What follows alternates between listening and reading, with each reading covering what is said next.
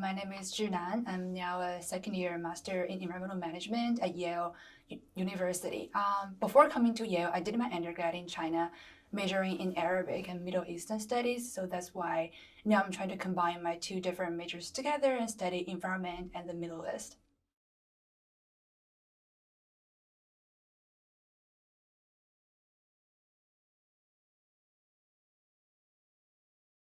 I wanted to do a degree, like either bachelor or master in environmental science from a very young age, because I was born in the part of China where air pollution is a huge thing.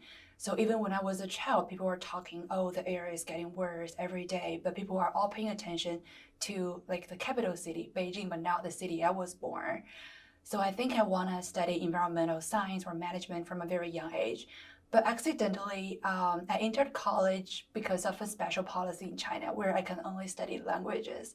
And I was like, oh, Middle East is the area I didn't know. Like, I know nothing about that before. And people in China don't talk that much about it because like Western culture versus Eastern culture dichotomy is really a huge thing people talk about every day. So that's why I decided to study Arabic, but more as a tool of understanding the world rather than a career I want to pursue in the whole life. And later I realized there's really a combination in between where I can study like water, energy, and religion and ecology in the Middle East. And that's why I think from junior, sophomore year, I started taking some courses in environmental management or like environmental philosophy. And then for graduate school, I applied for this environmental school at Yale and then started to focus more at the intersection of the two different areas.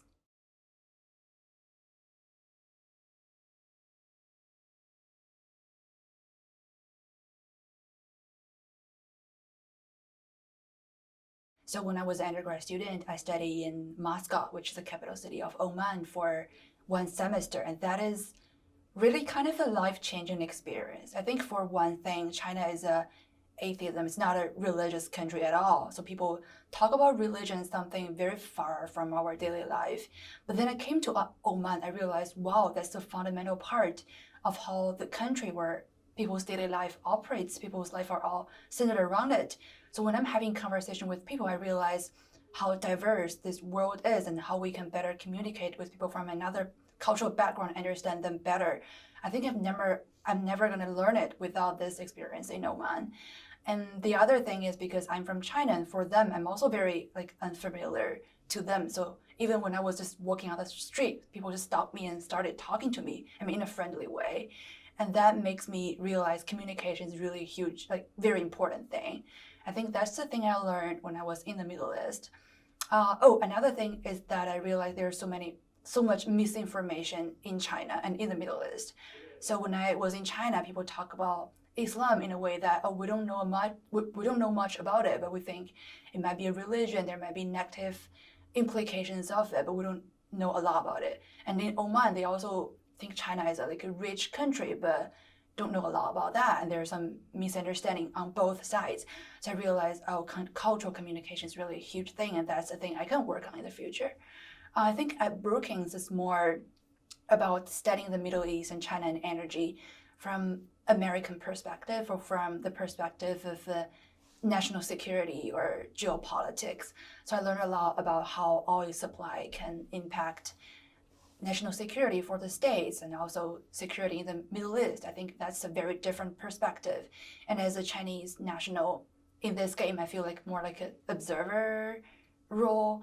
But it's very interesting to change from that cultural perspective to a more national security, a geopolitics perspective when I was in Washington, D.C.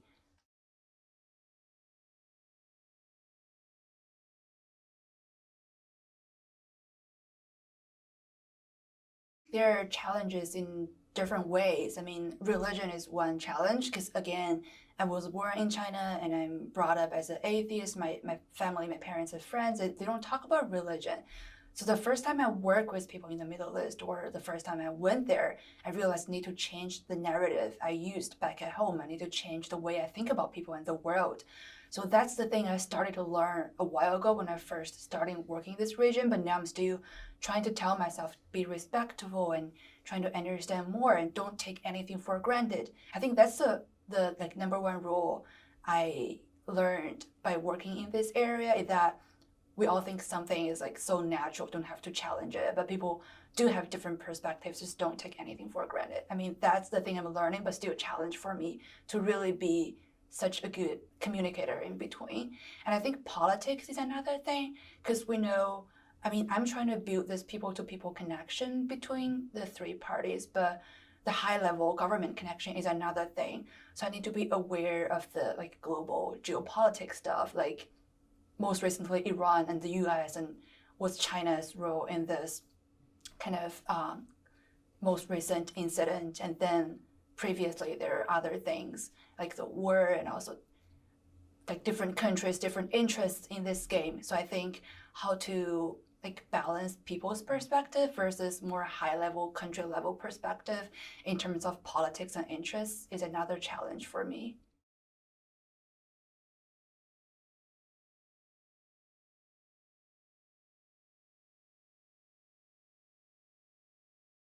So I studied in Oman for half a year, and then went to Morocco for the climate change conference, and then also went to Jordan, Israel, and UAE for different purposes. And I realized, oh, the things I heard there versus the things I heard when I was in China, like working with government, or when I was in the States, working with think tank, is very different. So I think maybe working like from different area make me realize one narrative is really not enough, because they're different and they're complementary, and they help each other like build a more systematic thinking of the whole issue. So I really appreciated the experience I had before, and like my dream job now is also combining two different perspectives, like based in US or China, but have some field visits in the country I'm interested in, and trying to combine two different perspectives.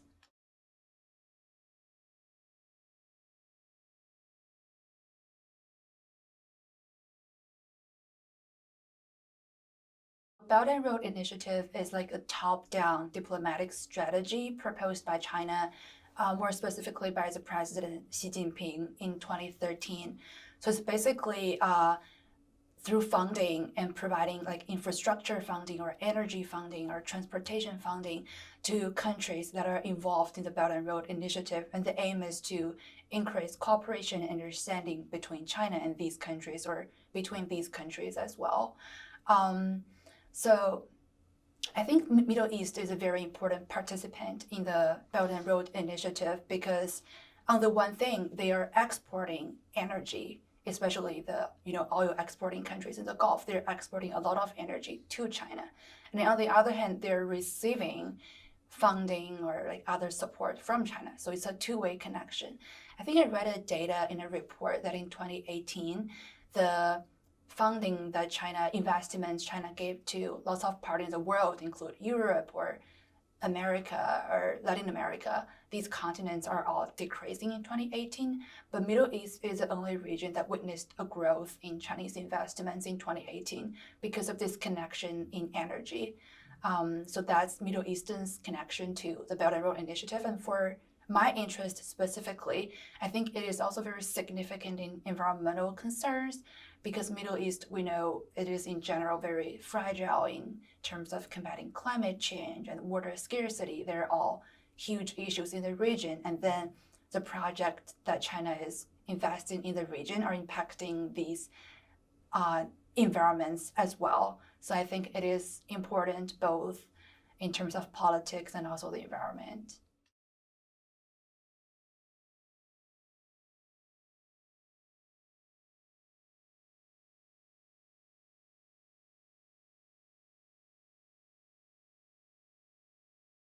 This is the first time that China is responding to the challenges of, not being a very responsible investor, not paying attention to all the environmental impacts.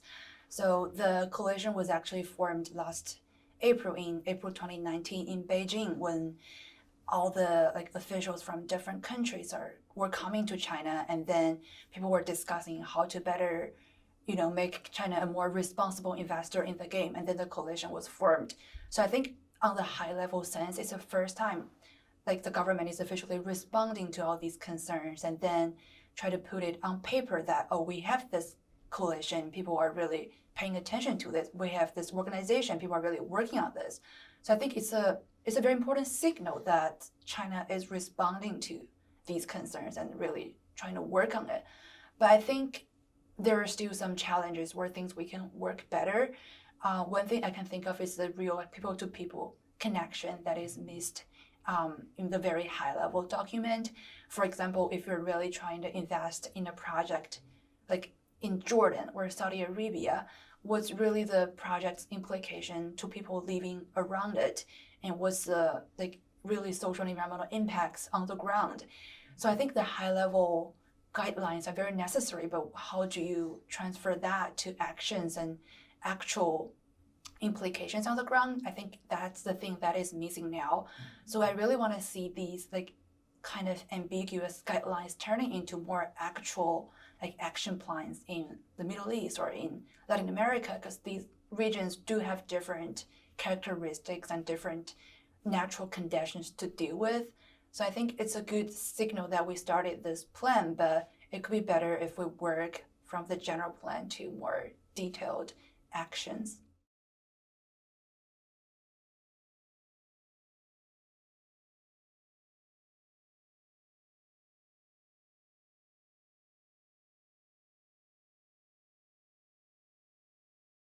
I think there's a huge connection in many ways. So the first is that I think if you want to do environmental protection work in the Middle East, you have to understand the religion. I think one of the presenters brought up the question about population growth, and some brought up about how fatwa, the Islamic regulation, can impact people's perspective about the environment, and how some youth activists understand climate change. How do they communicate the idea of climate change to secular or more religious people? I think these topics are not avoidable if you want to work in the Middle East. So understanding the Abrahamic traditions and people-to-people connection is important in that way. The other way is that I don't think China is only sending money abroad. They're sending people as well, as construction workers or small businessmen working in the Middle East. I think these people are also making an impact on interacting with local people, or impacting local environment, because there's really a huge Chinese population in Gulf countries, in UAE or in Oman as well. So I think understanding people-to-people connection and understanding local environment is also important in this way, because people-to-people interaction is really happening on the ground.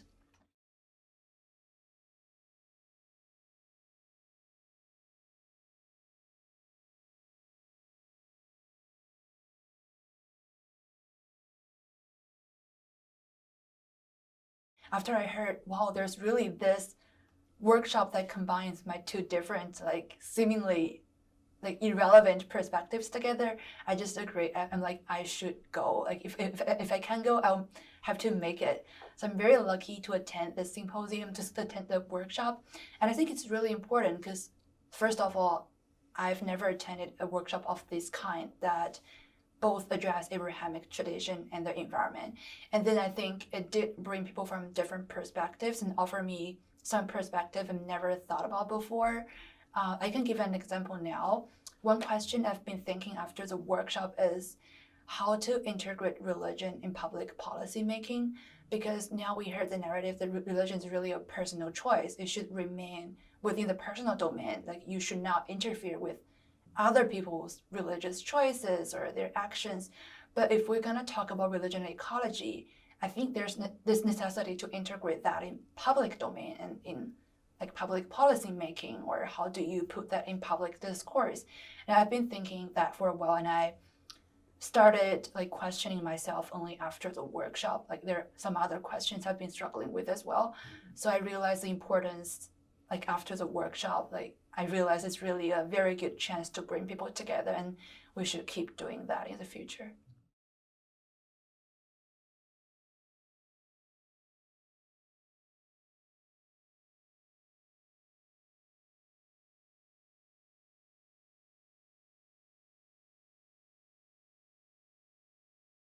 I think it's really important in terms of, for example, people are either practitioners or academics, because I think they view this issue from a different perspective. Some academics focus more on the religious classics and how to interpret that from a ecological perspective. And others like practitioners, like the eco peace candidates, they focus more on how to really work with people from Palestine, Israel, and Jordan and get that on the ground. So I think it's very important to bring both perspectives together and here see like how can we better integrate these classics in these actions, and how can the actions kind of speak back to the religious classics and religious thoughts. And the other dimension you mentioned are people from different countries. I think bringing people from different countries in the Middle East is very important because we all know Middle East is not a single concept. It's so diverse. Like you cannot say the region is speaking in one voice. For example, we know people from Israel and Palestine. They are coming from different perspectives, but they all want to solve this same problem about religion and ecology. And then because I am from China, outside the region, and people from the US, also from the Europe. So I think these people are really bringing different perspectives from their own country. For me, I brought up the topic about Belt and Road because I feel it's necessary to address this issue to these Middle Eastern experts. I think when they're working on their own issues in the future, it would be great if they can think about the implication of the China's Belt and Road Initiative and better solve the problem from their perspective. So I came with my own kind of aim or the message I want to convey. And I believe every participant also came with the message they want to convey to the audience. And when the messages came together, it can really be really powerful and can have some very meaningful conversation. And we did witness that in the workshop.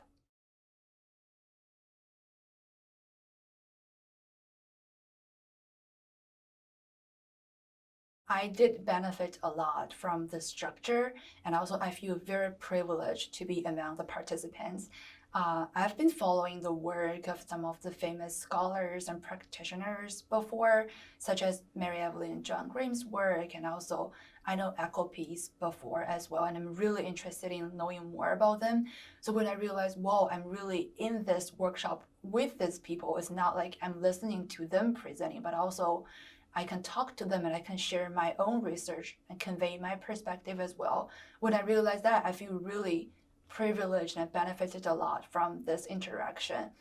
And also, I love the structure of the whole workshop. Like people from people focus on similar topics, form a panel, and then after they present, we ask questions and we discuss about the presentations. And in the last day, we have this kind of strategic planning stuff about action items. I think the whole structure is really because we have this small group of participants. If it's a larger group, if it's just like a single, like the speakers talk and the audience listen structure, it will not be so interactive and informative.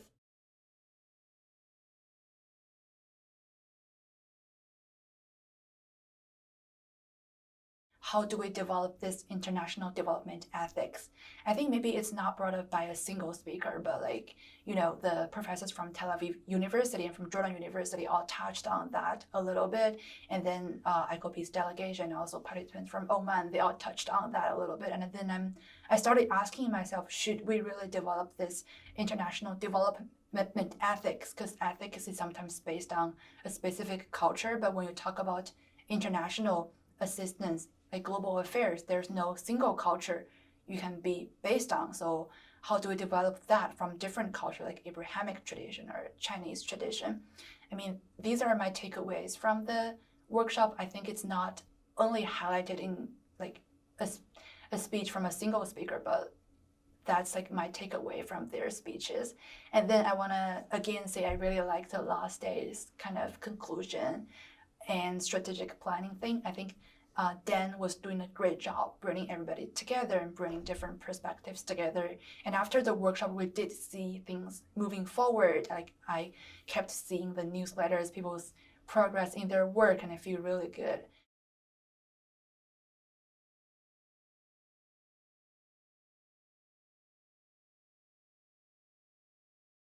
My plan is still to work at the intersection of Middle East and the environment, but I have different topics I want to study, energy, religion, and water. They're all topics I have on mind. So I'm actually searching positions and reaching out to people to see who are also working on topics I'm interested in. And a very specific, I think, thread I'm picking up on is also the Belt and Road Initiative. So now I'm co-chairing the 4th Yale Symposium on Belt and Road Environmental Impacts, and I hope I could find people who work either on energy, or Middle East in the region, and start working with them. So I think these are the topics I have on my mind. I'm really planning to start a career. I'm really excited actually to start a career in this field, in the area I'm very interested in.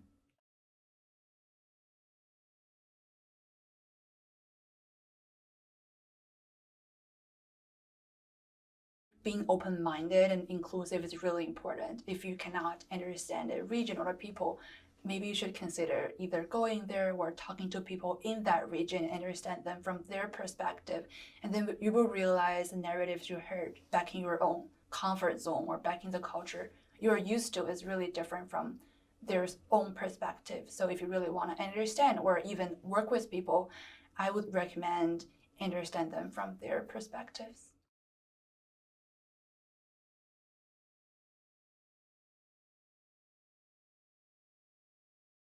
I really want to thank the University of Connecticut for organizing work. I'm really impressed by the whole workshop, like logistics and the media team, and everybody's being very supportive. And as a master student, I feel really privileged to be part of this workshop.